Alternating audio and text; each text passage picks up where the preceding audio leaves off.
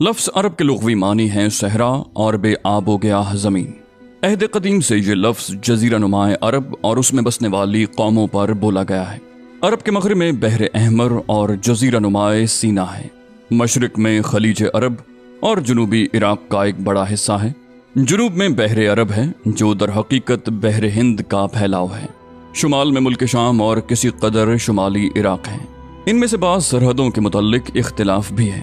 کل رقبے کا اندازہ 10 لاکھ سے 13 لاکھ مربع میل تک کیا گیا ہے۔ جزیرہ نما عرب طبعی اور جغرافیائی حیثیت سے بڑی اہمیت رکھتا ہے۔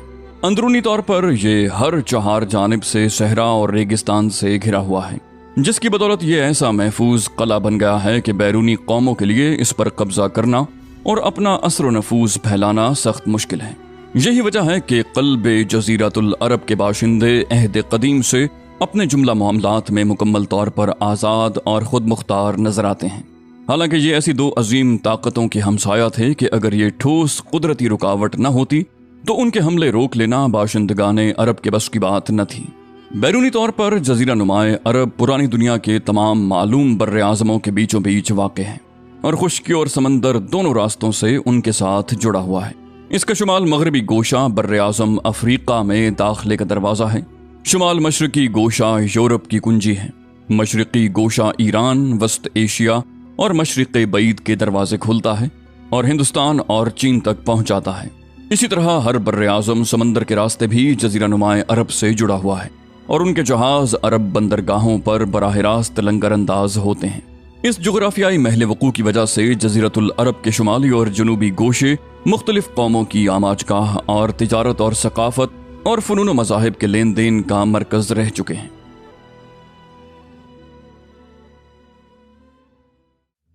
عرب قومیں۔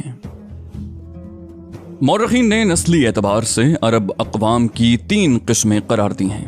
نمبر 1، عرب بائدہ، یعنی وہ قدیم عرب قبائل اور قومیں جو بالکل ناپید ہو گئیں اور ان کے متعلق ضروری تفصیلات بھی دستیاب نہیں، مثلا عاد، سمود، تسم، جدیس، عمالقہ وغیرہ۔ دوسری قسم ہے عرب عاربہ، یعنی وہ عرب قبائل جو یعرب بن یشب بن قحطان کی نسل سے ہیں، انہیں قحطانی عرب کہا جاتا ہے۔ تیسری قسم ہے عرب مستعربہ، یعنی وہ عرب قبائل جو حضرت اسماعیل علیہ السلام کی نسل سے ہیں، انہیں عدنانی عرب کہا جاتا ہے۔ عرب عاربہ، عرب عاربہ یعنی قحطانی عرب کا اصل گہوارہ ملک یمن تھا۔ یہیں ان کے خاندان اور قبیلے مختلف شاخوں میں پھوٹے، پھیلے اور بڑھے۔ ان میں سے 2 قبیلوں نے بڑی شہرت حاصل کی، جن میں سے ایک حمیر، جس کی مشہور شاخیں زید المجہور، قزا اور سکاسک ہیں۔ دوسری کہلان، جس کی مشہور شاخیں ہمدان، انمار، طی، مزہج، کندہ، لخم، جزام، ازد، اوس، خزرج اور اولاد جفنا ہیں، جنہوں نے آگے چل کر ملک شام کے اطراف میں بادشاہت قائم کی اور آل غسان کے نام سے مشہور ہوئے۔ عام کہلانی قبائل نے بعد میں یمن چھوڑ دیا اور جزیرۃ العرب کے مختلف اطراف میں پھیل گئے۔ ان کے عمومی ترک وطن کا واقعہ سیل ارم سے کسی قدر پہلے اس وقت پیش آیا جب رومیوں نے مصر و شام پر قبضہ کر کے اہل یمن کی تجارت کے بحری راستے پر اپنا تسلط جما لیا اور بری شاہراہ کی سہولیات غارت کر کے اپنا دباؤ اس قدر بڑھا دیا کہ کہلانیوں کی تجارت تباہ ہو کر رہ گئی۔ کچھ عجب نہیں کہ کہلانی اور ہمیری خاندانوں میں چشمک بھی رہی ہو اور یہ بھی کہلانیوں کے ترک وطن کا ایک مؤثر سبب بنی ہو۔ اس کا اشارہ اس سے بھی ملتا ہے کہ کہلانی قبائل نے تو ترک وطن کیا، لیکن ہمیری قبائل اپنی جگہ برقرار رہے۔ جن کہلانی قبائل نے ترک وطن کیا ان کی 4 قسمیں کی جا سکتی ہیں۔ نمبر 1، ازد، انہوں نے اپنے سردار عمران بن عمر کے مشورے پر ترک وطن کیا۔ پہلے تو یہ یمن ہی میں ایک جگہ سے دوسری جگہ منتقل ہوتے رہے اور حالات کا پتہ لگانے کے لیے آگے آگے ہراول دستوں کو بھیجتے رہے، لیکن آخرکار شمال کا رخ کیا اور پھر مختلف شاخیں گھومتے گھماتے مختلف جگہ دائمی طور پر سکونت پذیر ہو گئے۔ اس کی تفصیل کچھ ایسے ہے۔ سالبہ بن عمر، اس نے اولاً حجاز کا رخ کیا اور سالبیہ اور ذیقار کے درمیان اقامت اختیار کی۔ جب اس کی اولاد بڑی ہو گئی اور خاندان مضبوط ہو گیا تو مدینہ کی طرف کوچ کیا اور اسی کو اپنا وطن بنا لیا۔ اسی سلبہ کی نسل سے اوس اور خزرج ہیں، جو سلبہ کے صاحبزادے حارثہ کے بیٹے ہیں۔ حارثہ بن عمر یعنی خزاعہ اور اس کی اولاد۔ یہ لوگ پہلے سرزمین حجاز میں گردش کرتے ہوئے مر الزہران میں خیمہ زن ہوئے، پھر حرم پر دھاوا بول دیا اور بنو جرہم کو نکال کر خود مکہ میں بودباش اختیار کر لی۔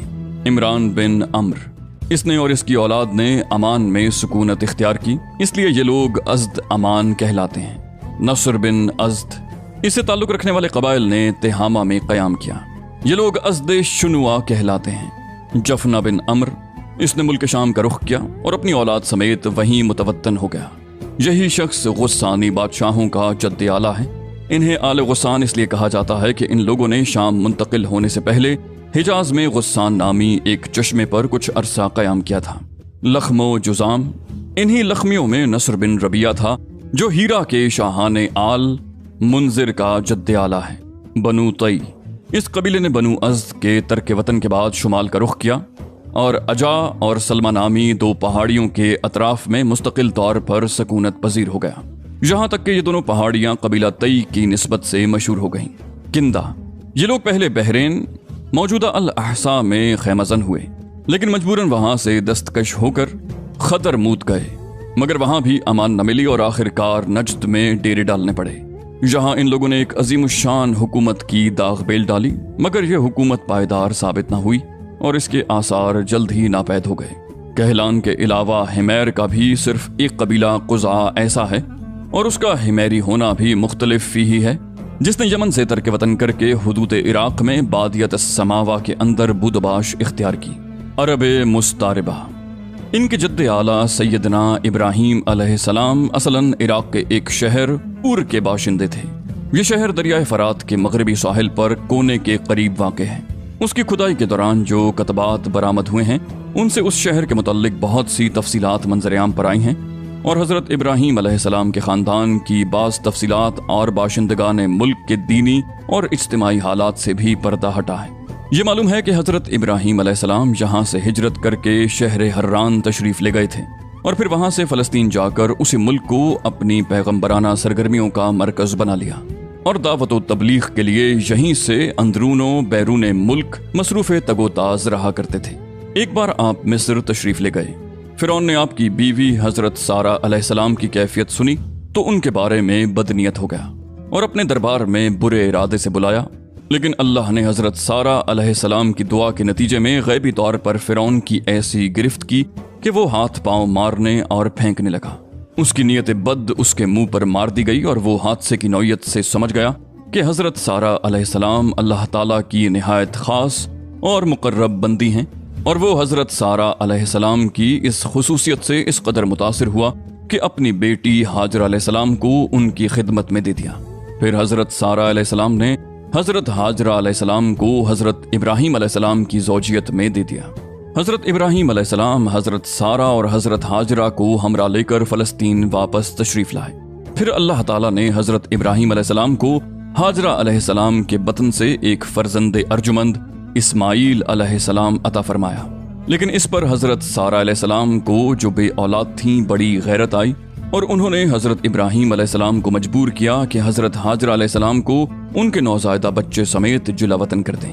حالات نے ایسا رخ اختیار کیا کہ انہیں حضرت سارہ علیہ السلام کی بات ماننی پڑی اور وہ حضرت ہاجرہ اور حضرت اسماعیل علیہ السلام کو ہمراہ لے کر حجاز تشریف لے گئے اور وہاں ایک بے آب و گیاہ وادی میں بیت اللہ شریف کے قریب ٹھہرا دیا۔ اس وقت بیت اللہ شریف نہ تھا، صرف ٹیلے کی طرح ابھری ہوئی زمین تھی۔ سیلاب آتا تھا تو دائیں بائیں سے کترا کر نکل جاتا تھا۔ وہیں مسجد حرام کے بالائی حصے میں زمزم کے پاس ایک بہت بڑا درخت تھا۔ آپ نے اسی درخت کے پاس حضرت ہاجرہ اور حضرت اسماعیل علیہ السلام کو چھوڑا تھا۔ اس وقت مکہ میں نہ پانی تھا نہ آدم اور آدمزاد، اس لیے حضرت ابراہیم علیہ السلام نے ایک توشہ دان میں کھجور اور ایک مشکیزے میں پانی رکھ دیا۔ اس کے بعد فلسطین واپس چلے گئے، لیکن چند ہی دن میں کھجور اور پانی ختم ہو گیا اور سخت مشکل پیش آئی، مگر اس مشکل وقت پر اللہ کے فضل سے زمزم کا چشمہ پھوٹ پڑا اور ایک عرصے تک کے لیے سامان رزق اور متاع حیات بن گیا۔ کچھ عرصے بعد یمن سے ایک قبیلہ آیا جسے تاریخ میں جرہم ثانی کہا جاتا ہے۔ یہ قبیلہ اسماعیل علیہ السلام کی ماں سے اجازت لے کر مکہ میں ٹھہر گیا۔ کہا جاتا ہے کہ یہ قبیلہ پہلے مکہ کے گرد و پیش کی وادیوں میں سکونت پذیر تھا۔ صحیح بخاری میں اتنی صراحت موجود ہے کہ رہائش کی غرض سے یہ لوگ مکہ میں حضرت اسماعیل علیہ السلام کی آمد کے بعد اور ان کے جوان ہونے سے پہلے وارد ہوئے تھے، لیکن اس وادی سے ان کا گزر اس سے پہلے بھی ہوا کرتا تھا۔ حضرت ابراہیم علیہ السلام اپنے متروکات کی نگہداشت کے لیے وقتاً فوقتاً مکہ تشریف لایا کرتے تھے، لیکن یہ معلوم نہ ہو سکا کہ اس طرح ان کی آمد کتنی بار ہوئی۔ البتہ تاریخی ماخذ میں 4 بار ان کی آمد کی تفصیل محفوظ ہے، جو یہ ہے۔ نمبر 1، قرآن مجید میں بیان کیا گیا ہے کہ اللہ تعالیٰ نے حضرت ابراہیم علیہ السلام کو خواب میں دکھلایا کہ وہ اپنے صاحبزادے حضرت اسماعیل علیہ السلام کو ذبح کر رہے ہیں۔ یہ خواب ایک طرح کا حکم الہی تھا اور باپ بیٹے دونوں اس حکم الہی کی تعمیل کے لیے تیار ہو گئے، اور جب دونوں نے سر تسلیم خم کر دیا اور باپ نے بیٹے کو پیشانی کے بل لٹا دیا تو اللہ نے پکارا، اے ابراہیم، تم نے خواب کو سچ کر دکھایا، ہم نیکوکاروں کو اسی طرح بدلہ دیتے ہیں۔ یقیناً یہ ایک کھلی ہوئی آزمائش تھی اور اللہ نے انہیں فدیے میں ایک عظیم ذبیحہ عطا فرمایا۔ مجموعہ بائبل کی کتاب پیدائش میں مذکور ہے کہ حضرت اسماعیل علیہ السلام حضرت اسحاق علیہ السلام سے 13 سال بڑے تھے، اور قرآن کا سیاق بتاتا ہے کہ یہ واقعہ حضرت اسحاق علیہ السلام کی پیدائش سے پہلے پیش آیا تھا، کیونکہ پورا واقعہ بیان کر چکنے کے بعد حضرت اسحاق علیہ السلام کی پیدائش کی بشارت کا ذکر ہے۔ اس واقعے سے ثابت ہوتا ہے کہ حضرت اسماعیل علیہ السلام کے جوان ہونے سے پہلے کم از کم ایک بار حضرت ابراہیم علیہ السلام نے مکہ کا سفر ضرور کیا تھا۔ بقیہ 3 سفروں کی تفصیل صحیح بخاری کی ایک طویل روایت میں ہے، جو ابن عباس رضی اللہ تعالی عنہ سے مرفوعاً مروی ہے۔ اس کا خلاصہ یہ ہے۔ نمبر 2، حضرت اسماعیل علیہ السلام جب جوان ہو گئے، جرہم سے عربی سیکھ لی اور ان کی نگاہوں میں جچنے لگے تو ان لوگوں نے اپنے خاندان کی ایک خاتون سے آپ علیہ السلام کی شادی کر دی۔ اسی دوران حضرت ہاجرہ علیہ السلام کا انتقال ہو گیا۔ ادھر حضرت ابراہیم علیہ السلام کو خیال آیا کہ اپنا ترکہ دیکھنا چاہیے، چنانچہ وہ مکہ تشریف لے گئے، لیکن حضرت اسماعیل علیہ السلام سے ملاقات نہ ہوئی۔ بہو سے حالات دریافت کیے، اس نے تنگ دستی کی شکایت کی۔ آپ علیہ السلام نے وصیت کی کہ اسماعیل علیہ السلام آئیں تو کہنا اپنے دروازے کی چوکھٹ بدل لیں۔ اس وصیت کا مطلب حضرت اسماعیل علیہ السلام سمجھ گئے، بیوی کو طلاق دے دی اور ایک دوسری عورت سے شادی کر لی جو جرہم کے سردار مزاز بن عمر کی صاحبزادی تھی۔ نمبر 3، اس دوسری شادی کے بعد ایک بار پھر حضرت ابراہیم علیہ السلام مکہ تشریف لے گئے، مگر اس دفعہ بھی حضرت اسماعیل علیہ السلام سے ملاقات نہ ہوئی۔ بہو سے احوال دریافت کیے تو اس نے اللہ کی حمد و ثنا کی۔ آپ نے وصیت کی کہ اسماعیل علیہ السلام اپنے دروازے کی چوکھٹ برقرار رکھیں اور فلسطین واپس ہو گئے۔ نمبر 4، اس کے بعد پھر تشریف لائے تو اسماعیل علیہ السلام زمزم کے قریب درخت کے نیچے تیر گھڑ رہے تھے۔ دیکھتے ہی لپک پڑے اور وہی کیا جو ایسے موقعوں پر ایک باپ اپنے بیٹے کے ساتھ اور بیٹا باپ کے ساتھ کرتا ہے۔ یہ ملاقات اتنی طویل عرصے کے بعد ہوئی تھی کہ ایک نرم دل اور شفیق باپ اپنے بیٹے سے اور ایک اطاعت شیار بیٹا اپنے باپ سے بمشکل ہی اتنی لمبی جدائی برداشت کر سکتا ہے۔ اسی دفعہ دونوں نے مل کر خانہ کعبہ تعمیر کیا، بنیاد کھود کر دیواریں اٹھائیں، اور ابراہیم علیہ السلام نے ساری دنیا کے لوگوں کو حج کے لیے آواز دی۔ اللہ تعالیٰ نے مزاز کی صاحبزادی سے اسماعیل علیہ السلام کو 12 بیٹے عطا فرمائے، جن کے نام یہ ہیں: نابت یا نبایوت، قیدار، ادبائیل، مبشام، مشا، دوما، میشا، حدد، تیما، یتور، نفیس، قیدمان۔ ان 12 بیٹوں سے 12 قبیلے وجود میں آئے اور سب نے مکہ میں ہی بود و باش اختیار کی۔ ان کی معیشت کا دار و مدار زیادہ تر یمن اور مصر و شام کی تجارت پر تھا۔ بعد میں یہ قبائل جزیرت العرب کے مختلف اطراف میں بلکہ بیرون عرب بھی پھیل گئے، اور ان کے حالات زمانے کی دبیز تاریکیوں میں دب کر رہ گئے۔ صرف نابت اور قیدار کی اولاد اس گمنامی سے مستثنیٰ ہے۔ نبتیوں کے تمدن کو شمالی حجاز میں فروغ اور عروج حاصل ہوا۔ انہوں نے ایک طاقتور حکومت قائم کر کے گرد و پیش کے لوگوں کو اپنا باج گزار بنا لیا۔ بطرا ان کا دارالحکومت تھا، کسی کو ان کے مقابلے کتاب نہ تھی۔ پھر رومیوں کا دور آیا اور انہوں نے نبتیوں کو قصہ پارینہ بنا دیا۔ مولانا سید سلمان ندوی نے ایک دلچسپ بحث اور گہری تحقیق کے بعد ثابت کیا ہے کہ آل غسان اور انصار یعنی اوس اور خزرج قحطانی عرب نہیں تھے، بلکہ اس علاقے میں نابت بن اسماعیل علیہ السلام کی جو نسل بچی کچی رہ گئی تھی یہ وہی تھے۔ قیدار بن اسماعیل علیہ السلام کی نسل مکہ ہی میں پھولتی پھلتی رہی، جہاں تک کہ عدنان اور پھر ان کے بیٹے ماد کا زمانہ آ گیا۔ عدنانی عرب کا سلسلہ نسب صحیح طور پر یہیں تک محفوظ ہے۔ عدنان نبی صلی اللہ علیہ وآلہ وسلم کے سلسلہ نسب میں 21ویں پشت پر پڑتے ہیں۔ بعض روایتوں میں بیان کیا گیا ہے کہ آپ صلی اللہ علیہ وسلم جب اپنا سلسلہ نسب ذکر فرماتے تو عدنان پر پہنچ کر رک جاتے اور آگے نہ بڑھتے۔ فرماتے کہ ماہرین انساب غلط کہتے ہیں، مگر علماء کی ایک جماعت کا خیال ہے کہ عدنان سے آگے بھی نسب بیان کیا جا سکتا ہے۔ انہوں نے اس روایت کو ضعیف قرار دیا ہے۔ ان کی تحقیق کے مطابق عدنان اور حضرت ابراہیم علیہ السلام کے درمیان 40 پشتیں ہیں۔ بہرحال ماد کے بیٹے نزار سے، جس کے متعلق کہا جاتا ہے کہ ان کے علاوہ ماد کی کوئی اولاد نہ تھی، کئی خاندان وجود میں آئے۔ در حقیقت نزار کے 4 بیٹے تھے اور ہر ایک بیٹا بڑے قبیلے کی بنیاد ثابت ہوا۔ چاروں کے نام یہ ہیں: ایاد، انمار، ربیہ اور مزر۔ ان میں سے مؤخر الذکر 2 قبیلوں کی شاخیں اور شاخوں کی شاخیں بہت زیادہ ہوئیں۔ چنانچہ ربیہ سے اسد بن ربیہ، انزا، عبد القیس، وائل، بکر، تغلب اور بنو حنیفہ وغیرہ وجود میں آئے۔ مزر کی اولاد 2 بڑے قبیلوں میں تقسیم ہوئی۔ نمبر 1 قیس اعلان بن مزر، نمبر 2 الیاس بن مزر۔ قیس اعلان سے بنو سلیم، بنو حوازن، بنو غطفان، غطفان سے ابس، زبیان، اشجع اور غنی بن آسر کے قبائل وجود میں آئے۔ الیاس بن مزر سے تمیم بن مرہ، حزیل بن مدرکہ، بنو اسد بن خزیمہ اور کنانہ بن خزیمہ کے قبائل وجود میں آئے۔ پھر کنانہ سے قریش کا قبیلہ وجود میں آیا۔ یہ قبیلہ فہر بن مالک بن نظر بن کنانہ کی اولاد سے ہے۔ پھر قریش بھی مختلف شاخوں میں تقسیم ہوئے۔ مشہور قریشی شاخوں کے نام یہ ہیں: جماح، سہم، عدی، مخزوم، تیم، زہرہ اور قصی بن کلاب کے خاندان، یعنی عبد الدار، اسد بن عبد العزا اور عبد مناف۔ یہ تینوں قصی کے بیٹے تھے۔ ان میں سے عبد مناف کے 4 بیٹے ہوئے، جن سے 4 ذیلی قبیلے وجود میں آئے، یعنی عبد شمس، نوفل، مطلب اور ہاشم۔ انہی ہاشم کی نسل سے اللہ تعالیٰ نے ہمارے حضور محمد مصطفیٰ صلی اللہ علیہ وسلم کا انتخاب فرمایا۔